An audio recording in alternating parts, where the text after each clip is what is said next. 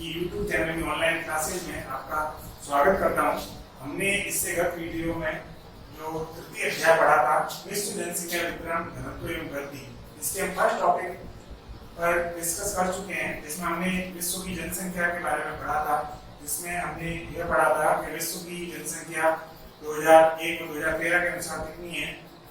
इसके पश्चात हमने पढ़ा था विश्व में सर्वाधिक जनसंख्या वाला महाद्वीप कौन सा है तथा विश्व का न्यूनतम जनसंख्या वाला महाद्वीप कौन सा है। इसके पश्चात हमने विश्व के 10 सर्वाधिक जनसंख्या वाले देशों के बारे में पढ़ा था, जिन्हें मैंने आपको एक ट्रिक से समझाया था कि CIA, IB, पाक और जन, जिसके अंतर्गत आपको आसानी से समझ में आ गया होगा। इसके बाद अब हम पढ़ेंगे सेकंड टॉपिक विश्व जनसंख्या वितरण।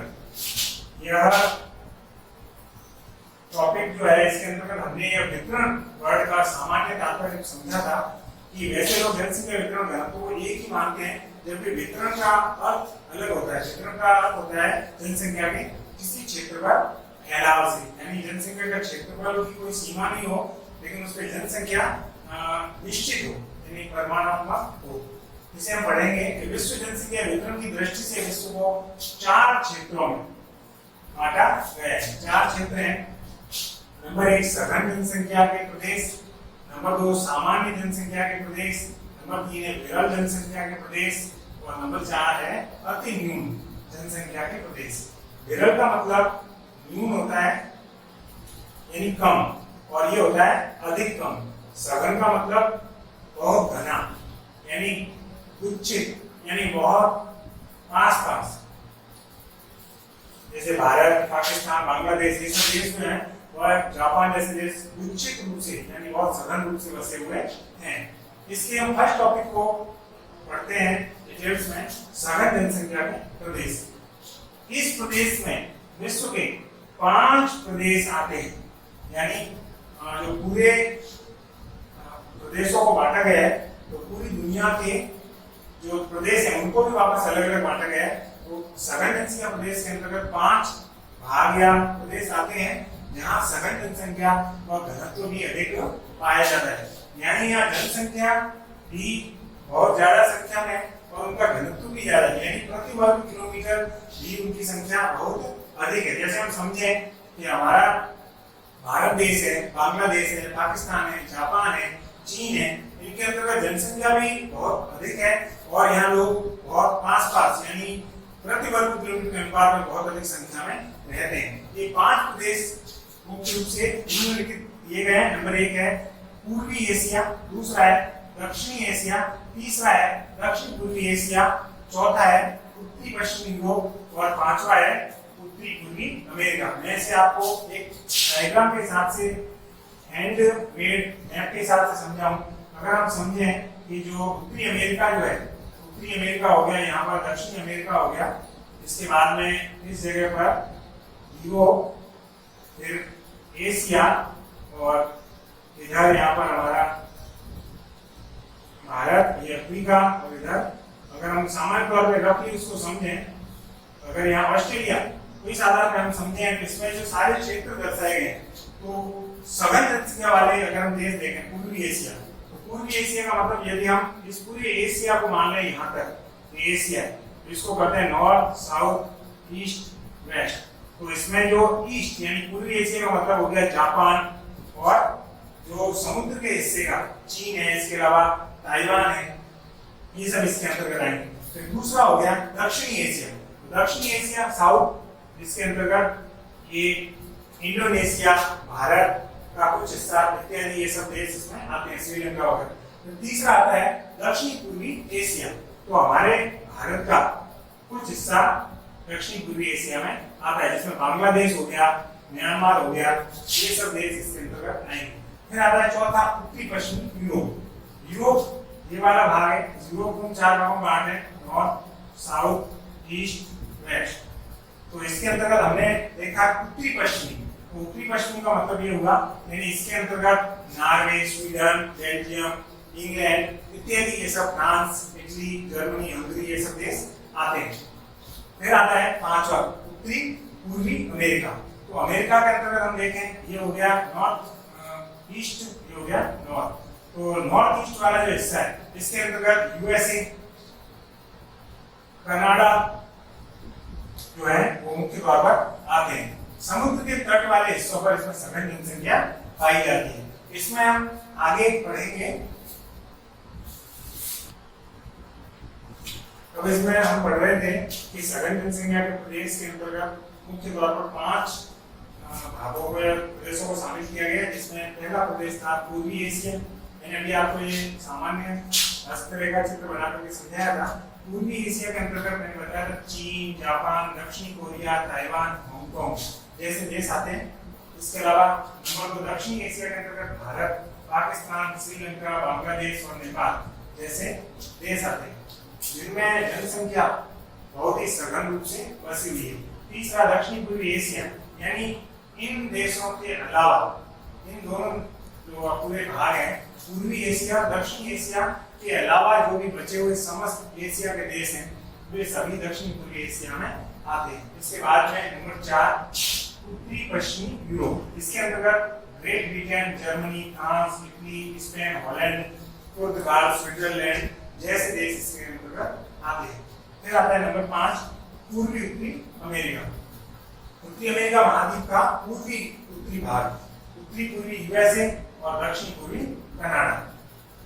यूएसए के अंतर्गत यूएसए में 1779 में औद्योगिक क्रांति के बाद जनसंख्या की तीव्रता बहुत तेजी से जनसंख्या जो बढ़ी थी। इसमें हम देख सकते हैं गोल्ड रश यानी सोने की भगदड़ कैलिफोर्निया में। इसके अलावा वहां पर जो पॉपुलेस जो देश हैं, जैसे यूरोपीय इंग्लैंड जैसे देशों ने जब वहां अपने उपनिवेश स्थापित कर लिए, तो वहां एकाएक मजदूरों को ले जाना पड़ा और वहां की जनसंख्या एक साथ बढ़ गई। हमने जब इससे पिछले वीडियो में जो टॉपिक था विश्व में सर्वाधिक जनसंख्या वाले 10 देश, उसमें हमने 3 देशों की जनसंख्या नहीं लिखी थी जो कई बार पूछी जाती है। तो मैंने इस वीडियो में आपको समझाया है कि विश्व के टॉप 3 लार्जेस्ट पॉपुलेशन वाले जो देश हैं, सर्वाधिक जनसंख्या वाले टॉप 3 देश, उसमें नंबर 1 आता है चीन, नंबर 2 भारत और नंबर 3 यूएसए यानी संयुक्त राज्य अमेरिका। इसकी 2013 में जनसंख्या आपकी बुक्स के अंदर इसी प्रकार देती है, लेकिन मैं इसको आपको करोड़ में भी बदल के समझाऊंगा। 1357 मिलियन जनसंख्या 2013 में चीन की है। 2001 के अनुसार 1273 मिलियन है, जबकि भारत की 1276 मिलियन और 2001 के अनुसार 1027 मिलियन, जबकि यूएसए के 316 मिलियन और 2001 में 286 मिलियन है। आपको क्या करना है, इसे आप सीधे सामान्य तौर पर यदि करोड़ में बदलते हैं तो भारत से आप अगर समझते हैं तो इसको आप आराम से समझ सकते हैं। आपने पढ़ा है कि 2001 में भारत की जनसंख्या 102.8 करोड़ है, या 102 436 यानी 1.2 करोड़। तो इसको आप यहाँ पॉइंट लगा लें, यानी 102.7 करोड़। अगर इसको पॉइंट लगाएंगे, यहाँ मैं उत्तर आपको लिख के समझा देता हूँ, 102.7 करोड़ ये भारत की जनसंख्या होगी। ऐसे इसमें आप पॉइंट लगा लोगे 127.6, यानी अभी तो भारत की जनसंख्या हो गई 127.6 करोड़। इसी प्रकार चीन की जो जनसंख्या है वो हो जाएगी 133.7 करोड़, अभी हो जाएगी 127.3 करोड़। यानी भारत की जो जनसंख्या 2013 में उतनी लगभग जनसंख्या चीन की 2001 में थी, और यूएसए की जनसंख्या हो जाएगी 31.6 करोड़ 2013 के अनुसार, और 2001 के अनुसार हो जाएगी 28.5 करोड़। इसके बाद हम अब सेकंड टॉपिक पढ़ेंगे कि जो सघन माध्यम है उसके बाद जनसंख्या का कौन सा प्रदेश होगा। फिर अगला टॉपिक है नंबर 2 सामान्य जनसंख्या के प्रदेश। इन प्रदेशों में मानव ने प्रकृति के साथ अनुकूलन किया है। नाम से स्पष्ट है सामान्य जनसंख्या। इससे पहले हमने पढ़ा सघन। सामान्य का मतलब एवरेज तौर पर, मतलब वहां पर जमीन भी पर्याप्त होती है और लोगों के लिए संसाधन भी पर्याप्त होते हैं। इन लोगों ने यहाँ पर प्रकृति के साथ अपने आप को ढाल लिया है। मतलब जैसे अगर दलदली इलाका है तो वहाँ वह उसी प्रकार के घर आवास बना के रहते हैं। अगर समुद्र तटीय इलाके हैं जैसे मछुआरे वगैरह इस प्रकार से कार्य करते हैं। वन भूमि है उसमें वह लकड़ी काटने का कार्य, मैदानी भाग है तो वहाँ खेती इत्यादि करना, ये कार्य करते हैं। इसके अंतर्गत मुख्य तौर पर उदाहरण के तौर पर उन्होंने किस प्रकार से अपने आप को प्रकृति के अनुसार ढाल लिया है, इसके कुछ उदाहरण है। जैसे नंबर 1 चिली देश के चुकाड़ और कामरा, ये माइंस है यहाँ पे, कॉपर माइंस, तांबे की खाने। की उपलब्धि, यहाँ पे तांबा जो है निकलने के कारण लोग वहां पर उन्होंने माइंस की खुदाई की और उनको रोजगार मिल गया, तो वह विपरीत परिस्थितियों में भी वहां पे बस गए।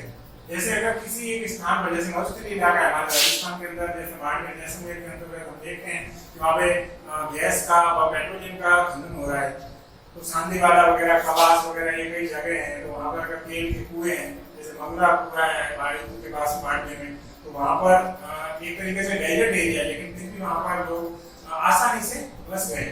तो चिली देश के जुगाड़ कामरा में तांबे की खानों की उपलब्धता से एंडीज पर्वत पर प्रतिकूल दशाएं, यानी वहां हमारे रहने योग्य दशाएं नहीं है, यानी हम वहां सामान्य तौर पर नहीं रह सकते हैं, होते हुए भी जनसंख्या सामान्य पाई जाती है, क्योंकि वहां पर लोगों को रोजगार मिला और जब माइंस हुई तो उन्होंने उस जगह को अपने रहने के लिए उपयोगी बना दिया।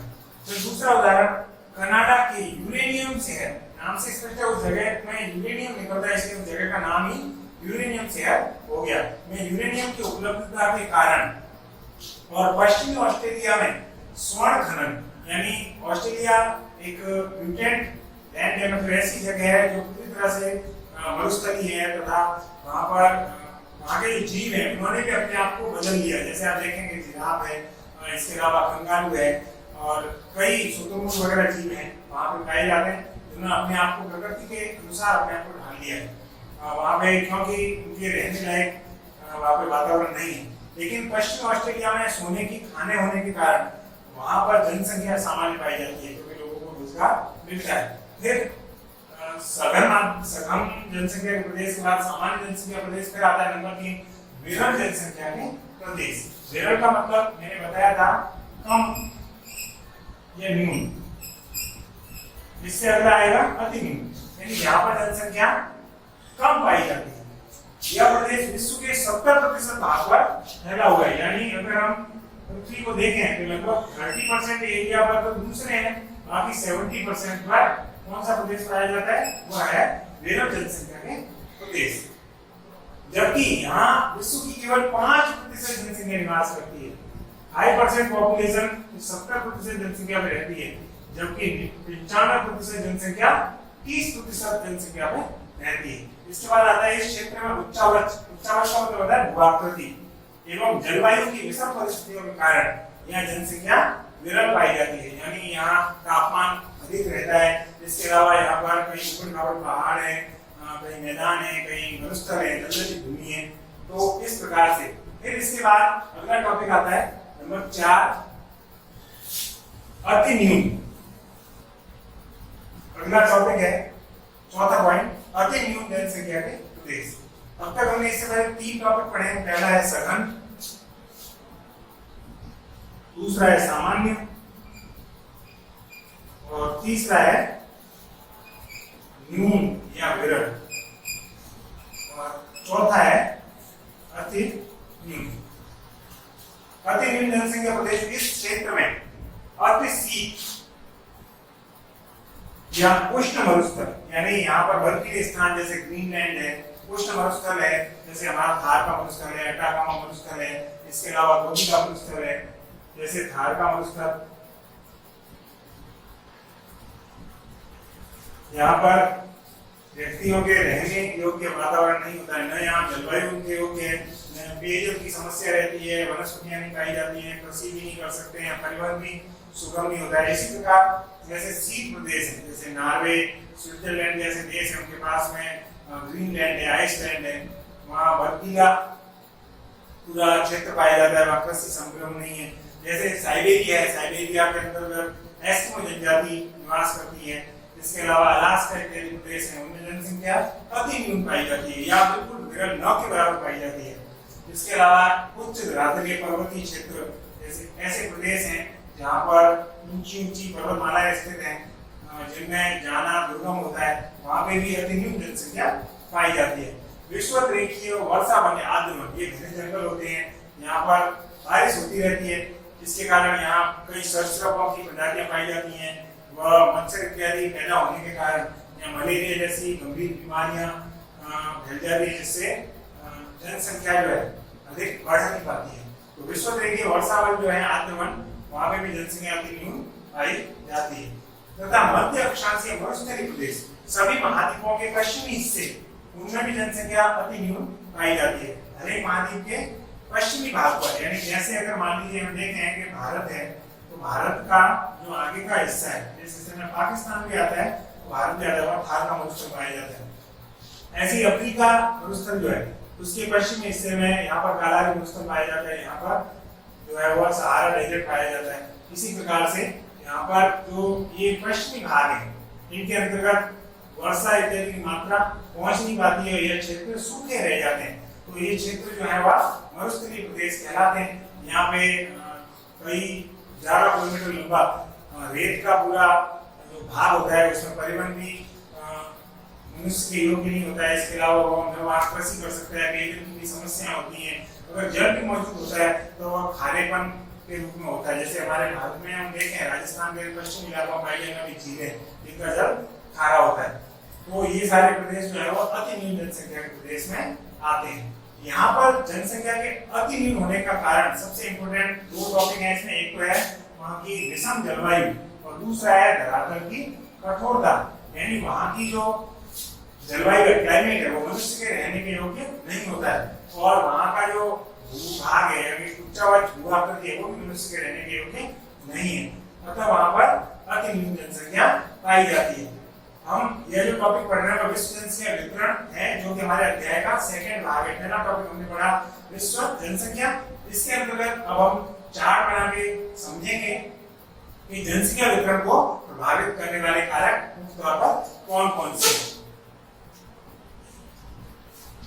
अब इस जनसंख्या वितरण के टॉपिक का सबसे महत्वपूर्ण टॉपिक जो पेपर में 3 नंबर के क्वेश्चन के रूप में कई बार पूछा जाता है, जनसंख्या वितरण को प्रभावित करने वाले कारक, यानी जनसंख्या वितरण को किस प्रकार कारक प्रभावित करते हैं। यानी जनसंख्या का जो फैलाव है, किसी स्थान पर अगर वह जनसंख्या बसी हुई है तो वह किन कारणों से बसी है, तो उसको 4 प्रकार से बांटा गया है। पहला है विश्वव्यापी कारक, दूसरा है प्रादेशिक कारक, तीसरा है सांस्कृतिक कारक और चौथा है सामयिक या सामायिक कारक। पहले का विश्वव्यापी यानी पूरे विश्व के स्तर पर हम यदि जनसंख्या वितरण को प्रभावित करने वाले कारक का अध्ययन करें तो उसके अंतर्गत नंबर 1 अवस्थिति, नंबर 2 जलवायु, नंबर 3 धरातल और नंबर 4 समुद्र तल से ऊंचाई। यानी अगर किसी स्थान क्षेत्र विशेष की जनसंख्या वहां बस रही है तो किस आधार पर बसती है। एक तो अवस्थिति, यानी वहां की जो साइट एंड सिचुएशन होती है, स्थिति और अवस्थिति। अवस्थिति का मतलब वो पर्वतीय है, मैदानी है, वहां समुद्र का किनारा है, या वहां पर किस प्रकार की सिचुएशन है, तो वह उसे अवस्थिति कहते हैं। उच्चावच को देख करके भी वहां लोग जनसंख्या बसी। जैसे हमने पढ़ा कि आप इसके बारे में 11th में पढ़ चुके हैं कि जो सभ्यता का पालना है वो घाटी को कहते हैं। यानी नदी की जो घाटियां होती हैं, यानी मैदानी भाग होते हैं, वहां पर सबसे ज्यादा जनसंख्या बसाव पाया जाता है, क्योंकि वहां पर लोगों को पेयजल, परिवहन और रहने के लिए तथा कृषि इत्यादि के लिए उपयुक्त धरातल मिल जाता है। फिर आता है जलवायु की दशा। व्यक्ति किसी स्थान पर अगर यदि वह बसता है तो उसके लिए सबसे अनुकूल चीज होती है जलवायु, वहां का क्लाइमेट, जो मौसम और जलवायु उसके अनुकूल होनी चाहिए। जैसे अगर कोई शीत प्रदेश है तो वहां पर व्यक्ति रहना पसंद नहीं करेगा। अगर कोई मरुस्थलीय प्रदेश है, वहाँ तापमान अधिक रहता है तो भी वहाँ व्यक्ति रहना पसंद नहीं करेगा। दलदली इलाका है, अगर वर्षा वन है जैसे असम है, इसके अलावा भूमध्य रेखीय क्षेत्र है, तो वहाँ पर संक्रमण, बीमारियां, मच्छर इत्यादि ज्यादा हो सकते हैं, इसके कारण भी व्यक्ति वहाँ रहना पसंद नहीं करते हैं। इसके अलावा धरातल, जैसे पर्वतीय भाग हो गया, दलदली भाग हो गया, मरुस्थलीय भाग हो गया, इसके अलावा बाढ़ग्रस्त भाग हो गए, ऐसे स्थान पर लोग जहाँ पर उन्हें जान का, माल का खतरा होता है तो वहां पर लोग रहना पसंद नहीं करते। फिर आता है समुद्र तल से ऊंचाई। मैंने अभी आपको इससे पूर्व वाले वीडियो में समझाया था कि पूरी दुनिया की जो जनसंख्या है वह 500 मीटर तक 85% रहती है। समुद्र तल से 500 मीटर तक 85% रहते हैं, उसके ऊपर 15% लोग रहते हैं। तो समुद्र तल से ऊंचाई, क्योंकि ये जो भाग है वह मनुष्य के रहने योग्य होता है, मैदानी भूभाग होता है, कृषि योग्य होता है, परिवहन के योग्य होता है। अगर उच्च पर्वतीय प्रदेश होगा तो वहाँ परिवहन की आवागमन की समस्या होगी, तो वहाँ व्यक्ति रहना पसंद नहीं करेगा। इसलिए समुद्र तल से ऊंचाई जो है वह भी विश्वव्यापी जनसंख्या वितरण को प्रभावित करने वाला प्रमुख कारक है। फिर नंबर 2 आता है प्रादेशिक कारक, यानी किसी प्रादेशिक से अर्थात किसी एक प्रदेश का कारक। इसका पहला पॉइंट है भूमि की बनावट, नंबर 2 है जल की आपूर्ति, नंबर 3 है मिट्टियां, नंबर 4 वनस्पति, नंबर 5 खनिज और नंबर 6 शक्ति संसाधन। तो भूमि की बनावट जैसे कि विश्वव्यापी कारक ना था, किसी प्रदेश के अंदर भूमि जो है वहां की किस प्रकार की है, पथरीली है, मैदानी है। अगर मैदानी होगी, उपजाऊ भूमि होगी और नदी की जो डेल्टाई भाग होंगे वहां पर जनसंख्या का बसाव अधिक पाया जाएगा। जल आपूर्ति, जहाँ पर पेयजल की व्यवस्था अच्छी होती है, मैदानी भागों में नदियां होती हैं, वहाँ पेयजल आपूर्ति आसानी से होती है, तो वहाँ भी जनसंख्या का बसाव अच्छा पाया जाएगा। फिर आता है मिट्टियां। प्राचीन काल से मनुष्य कृषि करता है, तो वह प्राचीन काल में प्राथमिक व्यवसाय करता था, तो वह प्रमुख तौर पर ऐसे स्थानों पर रहता था जहाँ उपजाऊ मृदा हो, वहाँ खेती कर सके। तो मिट्टी जो है वह भी किसी प्रदेश के लिए प्रमुख जनसंख्या वितरण का कारक है। फिर आता है वनस्पति। किसी क्षेत्र विशेष में वनस्पति पाई जाती है, वहाँ व्यक्ति वनस्पति को काट करके, वनों को काट करके लकड़ियों को व्यवसाय के रूप में भी वह वहाँ पे प्रदेश में बस सकता है और अपना व्यवसाय बना सकता है। तो वनस्पति भी प्रमुख जनसंख्या वितरण को प्रभावित करने वाला प्रादेशिक कारक है। फिर आता है खनिज। यदि किसी एक क्षेत्र विशेष के अंदर कहीं भी माइंस निकल आती है, जैसे मकराना है या हमारे जोधपुर के अंदर सूर सागर है, वहाँ अगर पत्थर निकलते हैं और वो लोगों का व्यवसाय बन जाता है, तो वहाँ पर जनसंख्या का बसाव पाया जाएगा। तो यह किसी प्रदेश का जनसंख्या वितरण को प्रभावित करने वाला प्रमुख कारण होगा। फिर आता है शक्ति संसाधन। यदि किसी स्थान पर शक्ति संसाधन के रूप में जैसे ज्वाली ऊर्जा, सौर ऊर्जा, इसके अलावा पवन ऊर्जा इत्यादि के साधन मौजूद हों, किसी स्थान पर यदि कोयला निकलता है तो तापीय ऊर्जा, पन विद्युत ऊर्जा, जैसे बांध बना दिया जाए तो उससे भी विद्युत उत्पन्न की जाती है, ऐसे शक्ति के संसाधन यदि मौजूद होते हैं तो वह भी उस प्रदेश के जनसंख्या वितरण को प्रभावित करने वाले प्रमुख कारक के रूप में होते हैं। फिर आता है नंबर 3 सांस्कृतिक कारक। सांस्कृतिक कारक के अंदर नंबर 1 है आर्थिक अवस्था, नंबर 2 उन्नति का स्तर, नंबर 3 राजनीतिक स्थिति, नंबर 4 मनोवैज्ञानिक, नंबर 5 परिवहन और नंबर 6 व्यापार। ये प्रमुख सांस्कृतिक कारक है। आर्थिक अवस्था का मतलब हुआ कि संस्कृति के हिसाब से व्यक्ति यदि उसके पास पैसा है तो वह ऐसे स्थान पर रहना पसंद करेगा जो वह उसके आर्थिक स्तर से अच्छा हो। जैसे मान लीजिए वह किसी शहर के अंदर एनक्लेव यानी कोई गेट बंद कॉलोनी ऐसी बस्ती में रहना पसंद नहीं करता जहाँ पर उसकी अनुकूल वातावरण नहीं हो, तो धनाढ्य वर्ग के साथ रहना पसंद करता है। उन्नति का स्तर वह ऐसी जगह रहना पसंद करेगा जहाँ उसके बच्चों को कुछ शिक्षा मिल सके, चिकित्सा की सुविधाएं हो, परिवहन की सुविधा हो, उसका जो हाईलाइट कल्चर का जो उसका जीवन है उसकी पूर्ण रूप से सुविधा मिल सके। जैसे गांव में लोग शहरों में आकर इसीलिए बसते हैं क्योंकि वहां पर उन्हें उच्च जीवन स्तर मिल सके। फिर आता है राजनीतिक स्थिति। किसी भी देश के बंटवारे के कारण जब लोग एक देश से दूसरे देश में चले जाते हैं, सीमाओं का विभाजन हो जाता है, या वे लोग अपनी संस्कृति के लिए रोजगार के कारण या अन्य देशों में चले जाते हैं, या उनकी सीमाओं की बाध्यता आ जाती है, तो वह राजनीतिक स्थिति में आती है। जैसे भारत पाकिस्तान का विभाजन हुआ तो उस समय ऐसी स्थितियां पैदा हुई। उसमें कहा गया कि जो हिंदू हैं वो पाकिस्तान में रहने वाले हिंदू पाकिस्तान से भारत में पलायन हुए और भारतीय मुसलमान बहुत सारे हैं जो पाकिस्तान में चले गए। तो यह राजनीतिक स्थिति थी जिसका मुख्य कारण सांस्कृतिक था। फिर आता है मनोवैज्ञानिक कारक। सांस्कृतिक कारक में मनोवैज्ञानिक कारक मुख्य है, कोई भी व्यक्ति चाहता है कि वह अपनी जाति समाज धर्म के लोगों के साथ रहे, वह चाहता है कि वह अपने किसी धार्मिक देवता जैसे मंदिर है, मस्जिद है, गिरजाघर, चर्च इत्यादि हैं, उनके पास में रहे। वह किसी ऐसी नगरी में रहना पसंद करता है जो उस धर्म के हिसाब से बहुत ही महत्वपूर्ण हो। ऐसी जगह पर जो कॉलोनियां या बस्तियां बसाई जाती हैं तो वह उनमें रहना पसंद करता है। ऐसा प्राचीन काल से होता है। फिर आता है परिवहन। व्यक्ति किसी स्थान पर बसना पसंद करता है तो वह चाहता है वहाँ परिवहन की सुविधाएं अच्छी तरह से मौजूद हों। जैसे कि एयरपोर्ट, कॉलोनियों के यदि जो होर्डिंग्स वगैरह चार के तौर पर लगाए जाते हैं तो उसमें लिखा रहता है कि रेलवे स्टेशन से 5 मिनट की दूरी पर या एयरपोर्ट से 10 किलोमीटर की दूरी पर, तो व्यक्ति के जीवन में इसका बहुत बड़ा महत्व होता है। वह एक स्थान से दूसरे स्थान में जाने के लिए उच्च स्तर की परिवहन सुविधाओं की चाह रखता है, इसलिए परिवहन भी एक प्रमुख सांस्कृतिक जनसंख्या वितरण का कारक है। फिर आता है व्यापार। कोई भी व्यक्ति यदि अपना व्यवसाय स्थापित करता है तो वो चाहता है कि उसका व्यवसाय ऐसी जगह स्थापित हो जहाँ पर उसके माल को वह आराम से बेच सके और उसके पास में बाजार मौजूद हो। तो व्यापार भी इसका प्रमुख कारक है। फिर इसका चौथा महत्वपूर्ण टॉपिक है सामयिक कारक, यानी समय के हिसाब से व्यक्ति उस समय पर जो निर्णय लेकर के जनसंख्या वितरण होता है वह सामयिक कारण कहलाता है। इसमें पहला है वातावरण का अनुकूलन, दूसरा है पारस्परिक निर्भरता, नंबर 3 धर्म, नंबर 4 सामाजिक मान्यताएं और नंबर 5 सामाजिक संरचना।